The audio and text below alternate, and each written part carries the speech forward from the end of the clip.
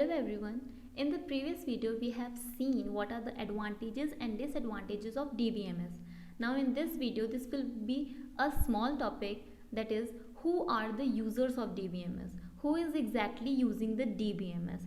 Now there are three users of the DBMS. We can categorize the users in three broad categories. That is, first one is the application programmers, second one is the database administrators, and the third one is the end users, or you can say that clients. Application programmers, second one is the database administrators,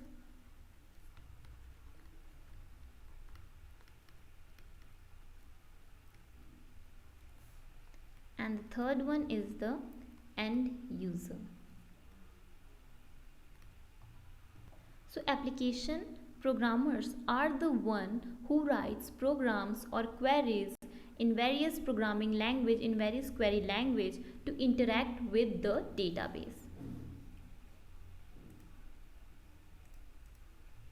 So application programmers are the one who writes programs in various programming language to interact with database. So they will use different kinds of query languages depend on the database that they are accessing. Now the next one is the database administrators or database admin, are the one who is responsible for managing the entire DBMS system, and they will be called as a database admin. The person will be called as a database admin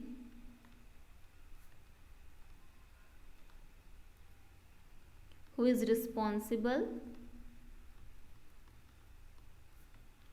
for managing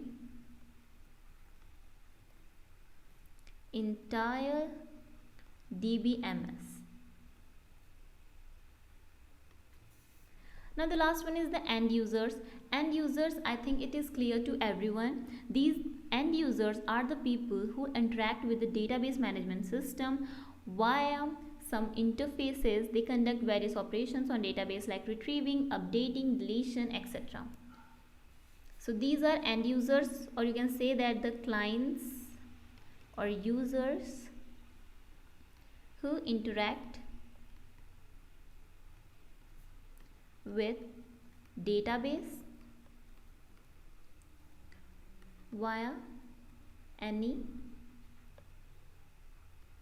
user interface. Okay, so if any application is there, so the user who is interacting with the database will be called as the end users, and the application will be called as a user interface, and the programmers who are writing the programs to fetch the data for the end users will be called as the application programmers, and the database management system that is managed by the database admin. So these are three users of the DBMS. So I hope these three users is clear to everyone. In the next video we will see what is the difference between a DBMS and the file system management.